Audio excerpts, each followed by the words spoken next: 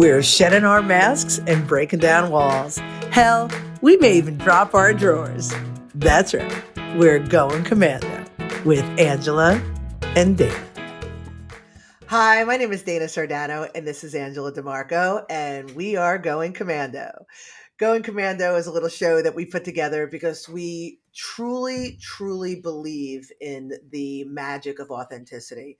We understand that when you're true to yourself and you embrace that and you bring it to the world, you give others courage to do the same. And we're doing that, and we're hoping you're doing that as well. So thank you for joining us, and good morning, Ms. Angela. Excuse me. Good morning. Start the day off nice and sexy. Hey, You're good so morning. pretty. I'm so pretty. Good morning. Good morning. Yesterday was Halloween. And it was super fun. Maddie came home from college with her friend Maria, and they took Christian trick-or-treating, and it was super fun. It was like I made them healthy tacos and chicken wings, and I don't know. It was just cool. It was just cool. It's like, Yeah. see my kids running around and happy, and it was like hot here. It was like 70 degrees, which Yeah. is crazy in New York. Yeah, my kids are at that age. They're almost 14. We'll just say 14 and 15. Like they're too cool to trick or treat or whatever, but they're still. So every year that we have a neighborhood that's conducive for that sort of thing, do their costumes. Nala's boyfriend came over, dressed him up as a purple, I was going to say a troll, not a troll. What are they called? Minions. And Nala, but painting their bodies, and you know what I mean? And Yaya was Spider-Man, full leotard, full like, oh, it was cool. It was cool. It was a lot. But and then after they did Yaya and her friends did the trick or treat stuff here, I brought them to another neighborhood to have a sleepover, and that was the party neighborhood. Like we're like a lot of little kids. Everybody 8:00, all lights were off. Yeah. That was like people in the street. It was like a festival. Like I couldn't get my car down the street. There were like double parked. It was crazy. That's I was so happy. I was like, I'm so because we had a little thing that I wouldn't let the kids sleep over here because I wasn't properly informed, like a whole thing, So I felt bad. And when I brought her there, I was like, oh, all's well that ends well. You know what I mean? It was a part here, 9:00. I would have been like, shut the lights off. Like I would have been like, you crazy kids, get off my lawn. But she got to have Halloween. You know what I mean? That's so I'm glad awesome. for her. Yeah, it's Maddie's. Yeah. So Maddie's at college. She's 19, and she was like, I was like, do you want to come home and trick or treat with your little brother who's 6? And she's like, yeah, I do. So she's running around trick or treat, like acting like a kid again. She's like, this is Halloween, and I'm like, there you go. Like, so it's great because Christian's a great excuse to still do that, Totally. I remember when mine were probably Christian's age, like around that age. My friend Joelle, we were still in Lauderdale, and she came over and she was dressed like Hello Kitty, but like sexy Hello Kitty. And I was like Rosie the Riveter. You could do it, but like sexy Rosie the Riveter. Like I ordered my costume online, and it was like one of those sexy costumes. So they were like short shorts and shit. I was like, all right. But we were with the kids, and Rob was following us in the van because he wasn't going to walk around with us. So now it's like sexy Hello Kitty, sexy Rosie the Riveter walking around with these two kids and this guy following us in the van. That's awesome. Parenting at its finest. That's awesome. I love it. Oh my goodness. Okay. So we'll get to it. So we're in like smack dab in the middle pretty much of our season 7. Yeah. And we're talking all about worthiness. Right? Worthiness? Yeah. Okay. Worthiness. Oh, okay. Come back. I know, seriously. And we've been discussing the book, our collaborative book called I Am the Captain. In this book, it's a series of 16 short stories that I wrote that are basically just how I kind of went through different experiences, divorce, miscarriage, PTSD, whatever, like just like a whole bunch of stuff. And they're little vignettes. It's almost like binging on Netflix. You get to binge a story. And then for each one, Dana painted a painting of me to represent that awareness. And it's basically like, I'm aware, I'm aligned, I'm all of these wonderful things. And there's just so many incredible stories. But when also, and it's beautiful. It's like, I've never been so proud of anything I've designed in my life. And I have to just stop you just for a second. Because we're in the process now of reading the final reading of the proof copy, making sure all the T's are crossed, all the I's are dotted. And so I'm seeing it in my hand. It's right behind me on my coffee table, in my hand, in order, reading the stories. Weave one into the next, and they're so beautiful. And what's cool is they're bite-sized. They're all like 3-4 pages each. like a story. You know what I mean? And you read it, and you embody the entire message of that story, and the reader can feel it, can absorb it. It's your level of emotion. Oh my God, some of them, some of them I have to read through fast because they go through my heart hole. But it's really, really, really so good, so good. It's so good. Mm. And then the way you have it laid out with the artwork, and if I may say so myself, but with the artwork and the color and the pages and the little nuances here and there, it's so good. And it's the perfect size, the perfect dimensions, but even the width of it, it's got like, it's just, it feels good in your hands. It's oh, I know. buy now. Buy now. It's so good. And so we have know.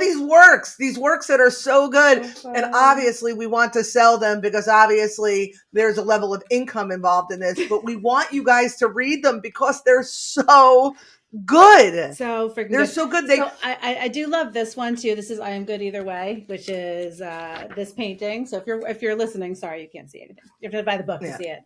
But what I did love when I was laying it out, I started and bookend it with Pearl Jam quote from a song Gone that they have, and then I put this picture because it's about the divorce. And I just love that. I was like, oh my God, I'm so clever. Oh my God. I'm so good. Holy shit. I'm so fucking talented. Yeah, no, I it's mean, it sounds like really, a dick, really, but really good. Oh, our Phenom, I guess mission statement for lack, I'm not sure what to call it, but we talk about, when you have a story that comes from your heart, a story of resilience and greatness and overcoming the obstacles and sort of, we don't say these exact words, but rising like a phoenix, like those are the stories that we want to tell. And those are the stories that need to be heard because those are the stories of inspiration.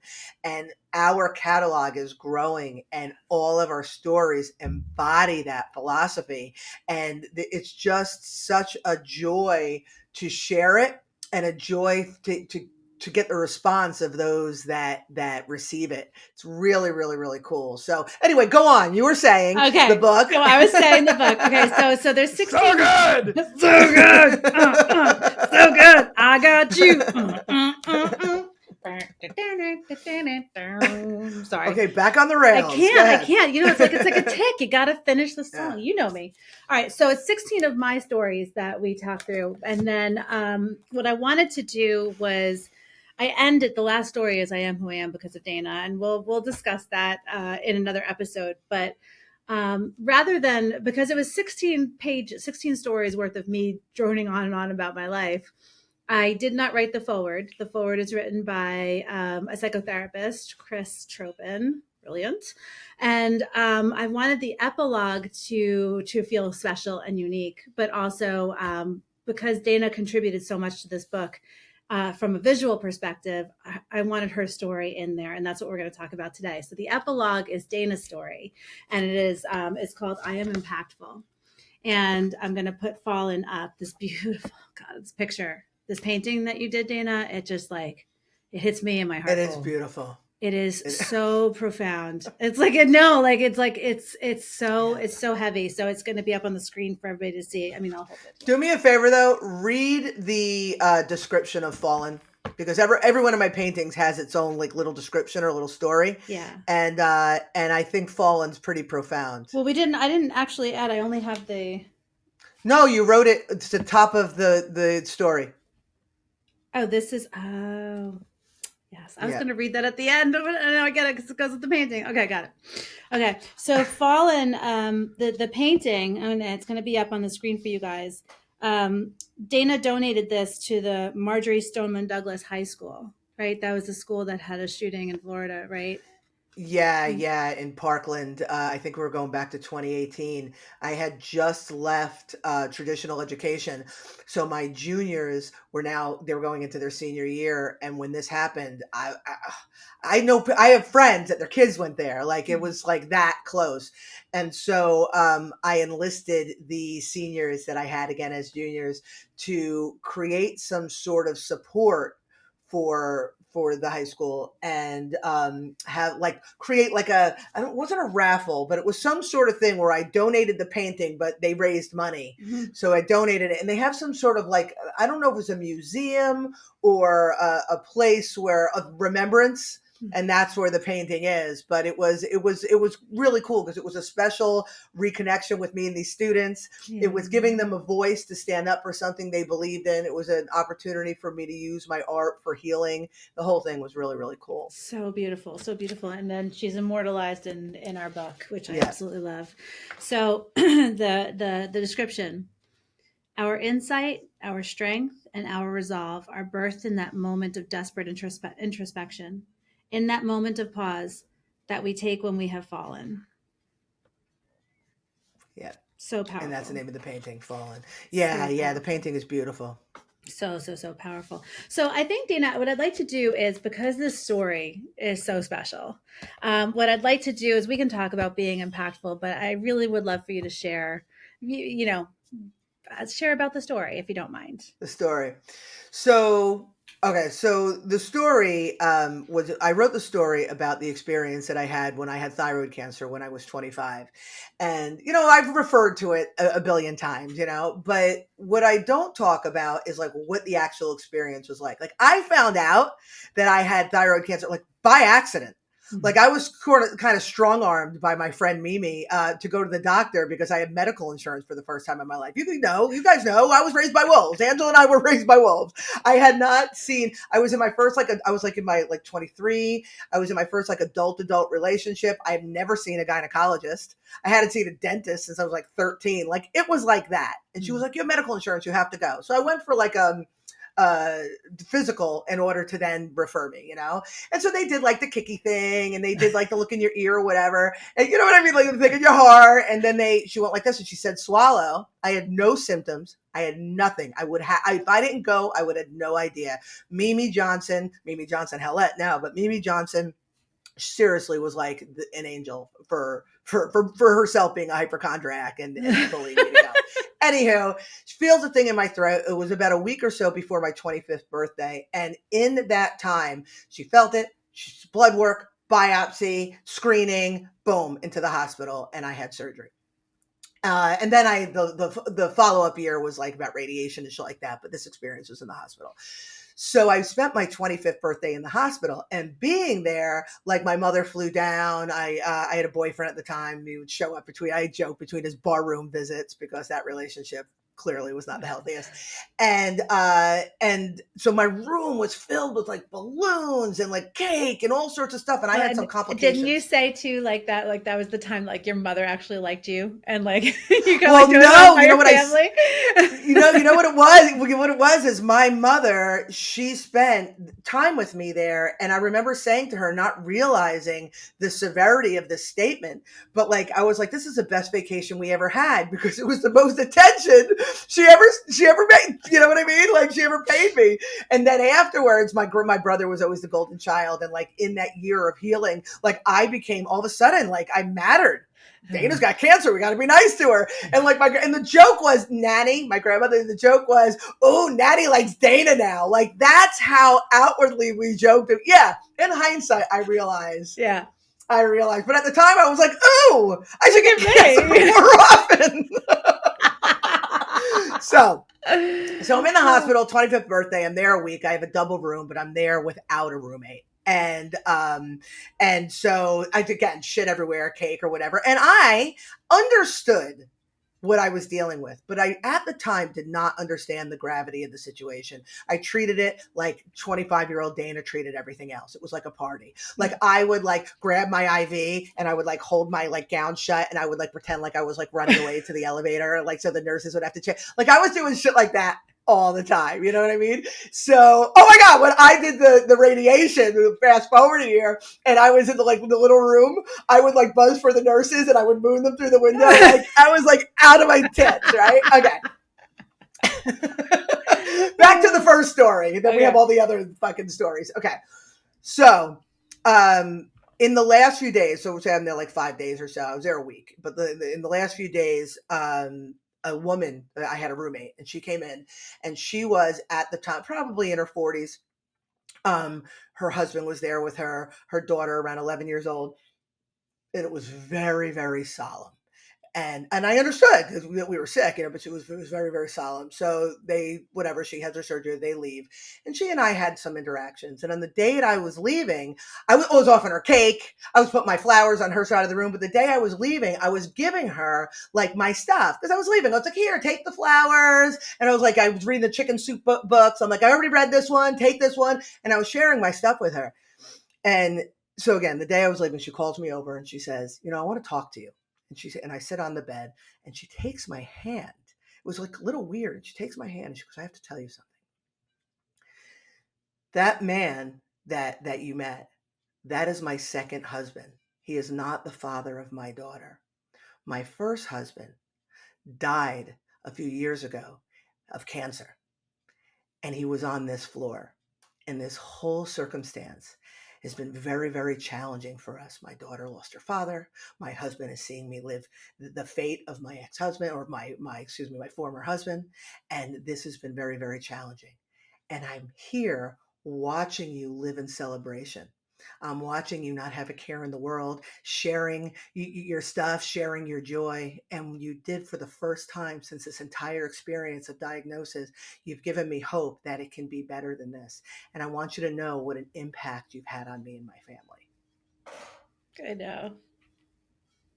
I was like, okay. I was like, but we You had want a me to moment. moon you? All right, right. We had a moment. We had a hug. Until that moment, I hadn't even realized that I was on a cancer floor. Like I didn't even take the time to think about it, because when you get diagnosed with something that is that scary, it's amazing the things that cross your mind. Like I say, like I got the call from the doctor on a Friday afternoon. And she was like, oh, by the way, you have blah, blah, blah, symptomatic with thyroid carcinoma. And I'm like, carcinoma, that's bad, right? That's bad. And then she said it. She's like, you have cancer.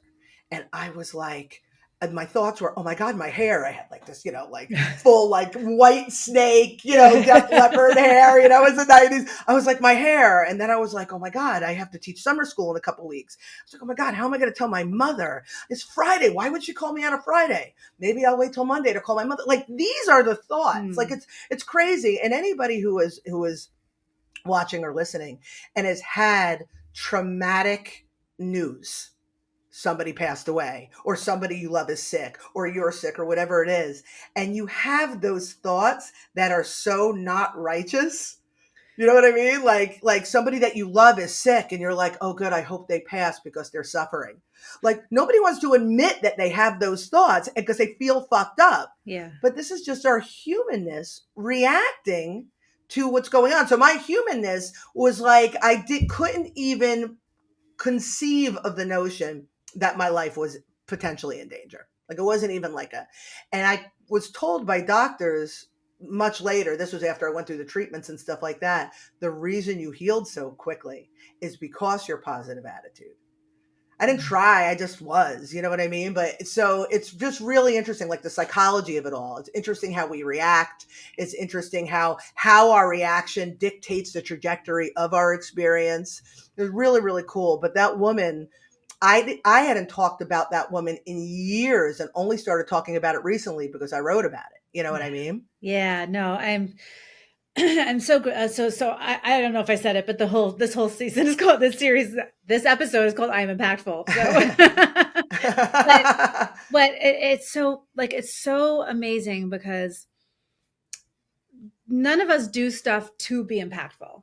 Like, I'm not like out there, like I'm not out there. Yes, I now I'm consciously trying to write a book and try to help people, and I'm trying in a certain way, but by merely existing, like showing the way by being the way. When I turn around and I find like little hints of my kids following in my footsteps, like mimicking me on a behavior that I like, that I do, you know what I mean? Like, you don't realize that the impact that we have, and it can go either way. Like, we can have negative behaviors that have impact on people too, Mm-hmm. like if we're drinking too much, if we're whatever, not paying attention, if we're not present, it all matters. But I love so much, I love everything about this story because it just says so much about who you were and where you were at. You're like, all right, let's take this cancer bitch by storm. And you did. And you fucking Kinda. you did, and it was awesome. And Yeah. you, like, as a 25-year-old, I mean, that makes sense with the brain, right? You're not really like aware of the consequences. It's not like now we have all this history and all this life that we've lived in our 40s and 50s where it's much different. But when you're in your 20s, when I was in my 20s, I was like, yeah, I'll get married. I don't like the guy, but whatever. Consequence, Yeah. consequence. You know? Yeah. Yeah. um, but I love, love, love that you shared the story, and that, you know, that this beautiful woman and her family were given the gift of hope, the gift of just even like lightheartedness in such a heavy situation, you know, like just you being you.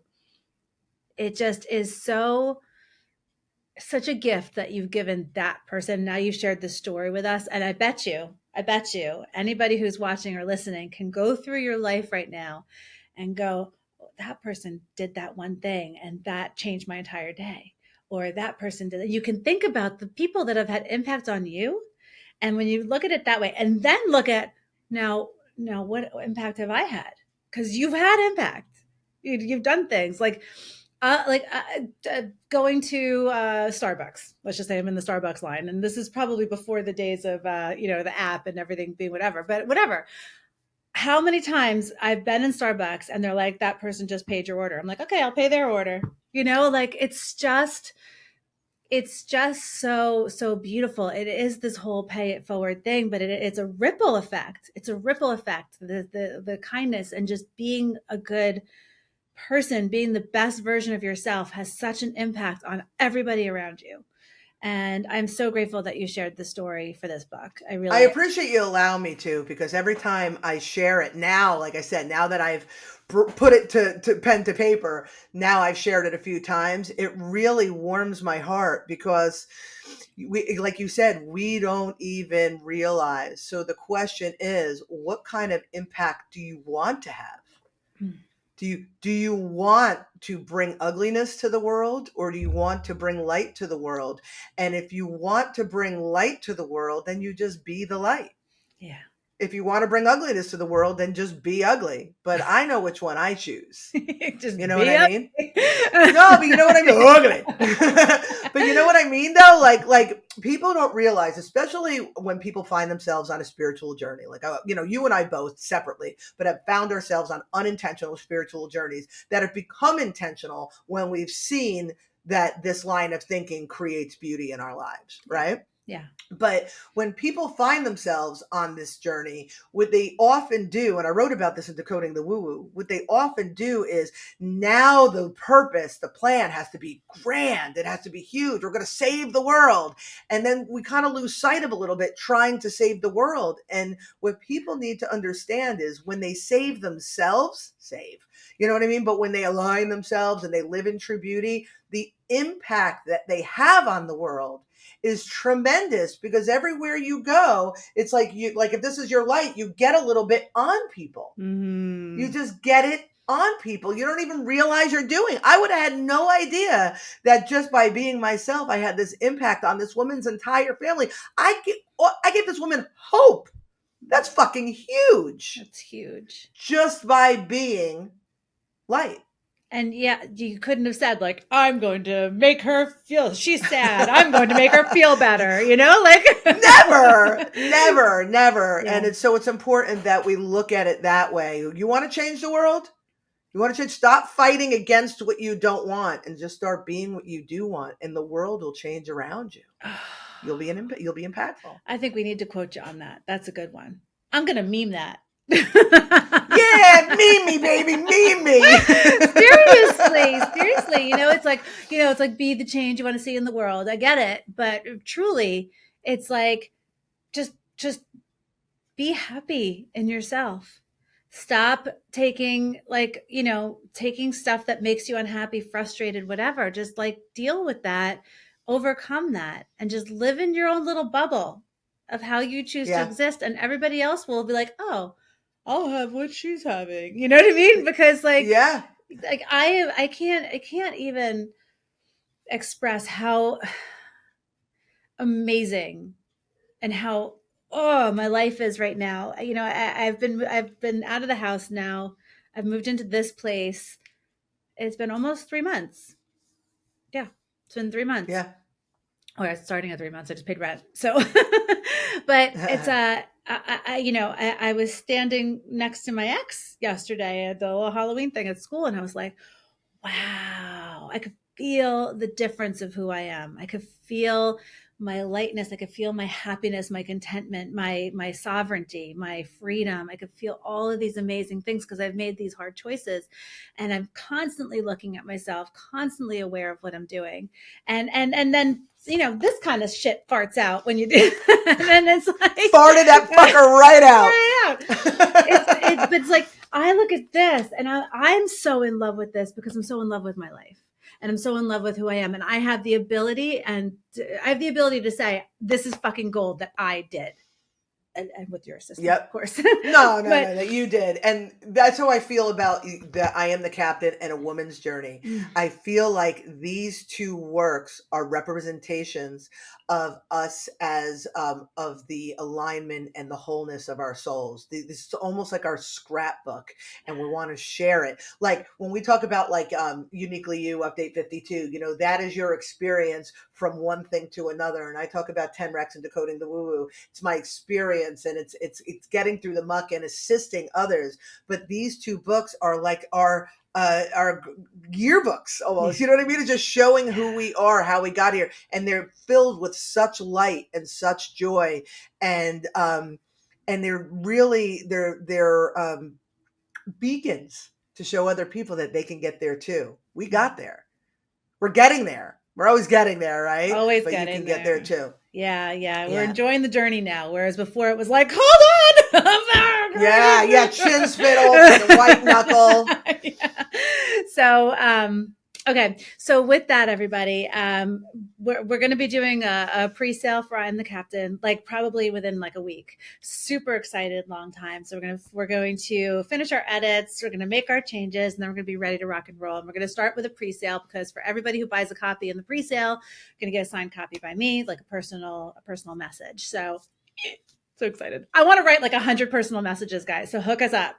Yeah. And so if you go to phenom-publishing.com, subscribe to the Phenom Readers Club, because that's where all of this information is getting disseminated. So we've got an email went out. Today is November 1st. And I don't know when this is going on next week, but on the 1st of each month, we celebrate a book in our catalog. Today, we're celebrating Project Aura, Exchanges with the Astral by Anne-Marie Scordy. It is fucking magical. It is amazing. And so we talk all about that. And it's inspiring and uplifting. And it's all these channeled messages that Anne-Marie, profound messages for humanity. And then Anne-Marie is so quirky and sweet and adorable. And she's like, holy fucking shit, what the fuck was that? You know what I mean? So it's great. Like, it's just like her personality is like, it's so different from Aura, who is the guide that speaks through her and channels through her.